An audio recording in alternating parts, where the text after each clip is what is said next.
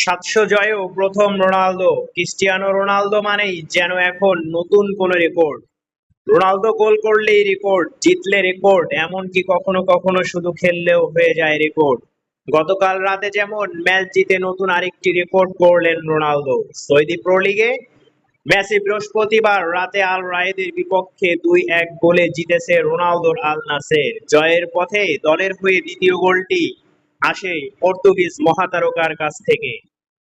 এটি আল নাসেরের হয়ে ৯৪ ম্যাচে রোনালদোর ৮৫তম গোল, আর সব মিলিয়ে তার ক্যারিয়ারে ৯২১তম গোল। তবে গোল করে নয়, রোনালদো রেকর্ড করেছেন ম্যাচ জিতে।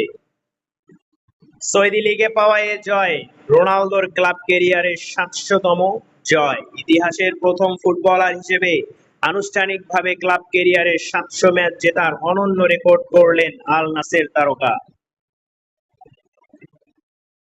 একটি লাইক দিবেন আর চ্যানেলটি সাবস্ক্রাইব করে সাপোর্ট করবেন।